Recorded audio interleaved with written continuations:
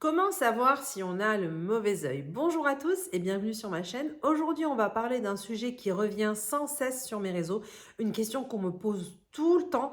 Comment savoir si j'ai le mauvais œil? Bonjour, je suis Marie Weber, je suis praticienne du spirituel, je suis spécialisée dans tout ce qui est magie des campagnes et magie chrétienne surtout. Donc si ce type de sujet t'intéresse, si tu aimes parler de tout, des liens entre le visible et l'invisible, la cartomancie, la numérologie, etc., n'hésite pas à t'abonner à ma chaîne en cliquant sur le bouton maintenant juste en dessous.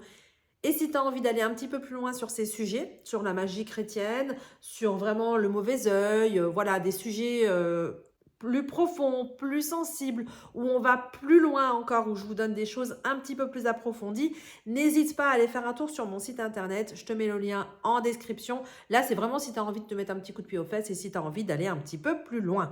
Mais aujourd'hui, on va se poser la question, comment savoir si on a le mauvais œil? Parce que c'est une question qu'on me pose tout le temps sur les réseaux. Donc là, je vais vous donner, voilà, on va parler de ça dans cette vidéo. Comme ça, c'est clair, net et précis. Je vais t'expliquer vraiment comment savoir si toi ou ta maison, vous avez été touché. Je vais te donner des petites choses toutes simples à tester chez toi.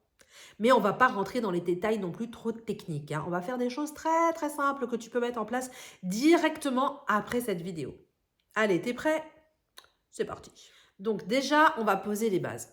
Le mauvais œil, c'est pas un nouveau truc qui vient de sortir sur TikTok, hein. C'est quelque chose qui est présent dans les cultures depuis des générations et des générations, dans les croyances anciennes, dans les cultures méditerranéennes, dans les cultures africaines, dans nos campagnes européennes. Déjà, même nos grands-mères en parlaient souvent déjà. Dans la magie chrétienne, le mauvais œil, il est vraiment reconnu, hein. On en parle même dans la Bible. On dit qu'il y a une jalousie, une rancune, des paroles dites avec une mauvaise intention. Et c'est là que nous, on fait intervenir les anges, les archanges, les saints comme étant des protecteurs pour les foyers. Dans cette vidéo, on va voir trois choses. Déjà, les signes qui montrent que tu peux être touché par le mauvais œil. Ensuite, je vais vous partager quelques tests traditionnels pour vérifier ça à la maison. Et enfin, ce que tu peux mettre en place, en version simple bien sûr, pour te protéger. Donc, on va commencer tout de suite. On va parler des signes du mauvais œil. Alors, comment savoir si tu as le mauvais œil? Parce que ça se manifeste rarement par un énorme pouf magique. Non, c'est plus subtil. Tu peux te sentir un petit peu vidé sans raison, accumuler les galères du quotidien, par exemple la voiture qui tombe en panne, les disputes qui s'enchaînent, l'argent qui file comme par magie, mais pas la bonne magie, tu vois. Parfois, ton sommeil est agité, tu fais des cauchemars, tu te sens observé aussi. Dans les campagnes, on disait souvent si le lait des vaches tourne ou si les poules pondent mal, t'as le mauvais œil. Aujourd'hui, on va plus aller vérifier nos poules, hein, mais t'as compris un petit peu l'idée, quoi. Le principe, c'est que ça touche le quotidien, l'énergie, la chance aussi. Du coup, ça devient la malchance. Les tests traditionnels. Par exemple, le premier petit test que je vais te proposer, c'est l'eau et l'huile. Alors, tu vas laisser tomber quelques gouttes d'huile dans l'eau et tu vas observer ce qui se passe. D'autres traditions vont te conseiller de faire des prières devant une bougie bénite, par exemple, et de voir si la flamme, elle, vacille ou se noircit. Ça, c'est une bonne technique, parce que la technique de l'eau et de l'huile, je ne peux pas te la donner directement sur YouTube. C'est des choses qu'on apprend en formation. Par contre, le fait de dire un psaume biblique devant une bougie bénite, et tu vois si la flamme, elle vacille, s'il y a des choses qui noircissent, s'il y a une fumée noire, là, ça pue en général, hein.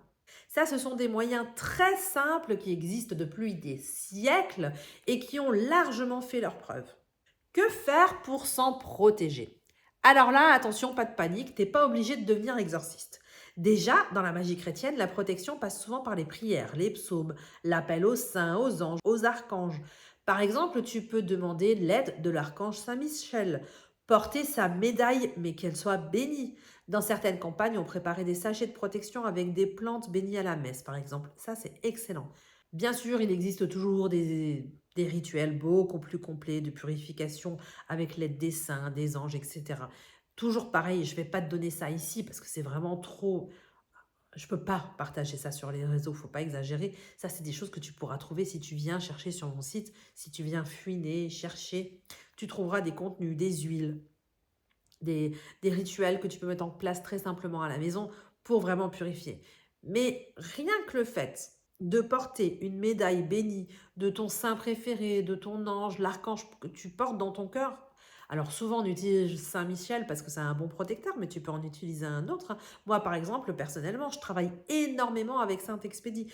Pourquoi? Parce que c'est un saint qui garde les enfants, les soldats, qui est là pour les situations urgentes. À savoir que nous, on est une ancienne famille militaire. Mon mari, il était dans l'armée de l'air pendant longtemps.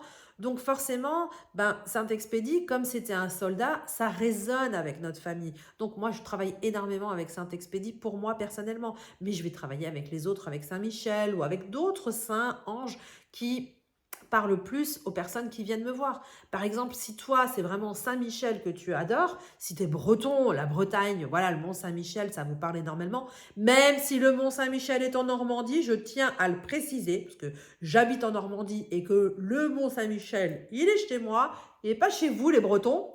Mais bref, si tu viens du coin d'ici, forcément, tu es lié à Saint-Michel. Il y en a d'autres qui vont plus être liés à Saint-Rita, d'autres qui vont être sur d'autres saints, sur d'autres anges, sur Marie. Bref, porte une médaille bénie de quelqu'un que tu as envie qui te protège. Tu le mets sous ton pull, voilà, tu n'es pas obligé de le montrer à tout le monde, tu le caches. Et là, tu vas déjà avoir une bonne protection contre le mauvais œil. Voilà, tu as quelques clés maintenant pour repérer si tu es touché par le mauvais œil.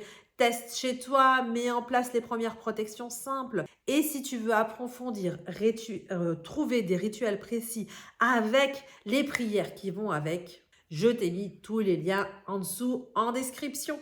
Avant de partir, pense aussi à t'abonner à la chaîne. Comme ça, on se retrouve demain pour une nouvelle vidéo qui parle de ces sujets. Prends bien soin de toi et de tes proches et que Dieu te rende ce que tu donnes aux autres.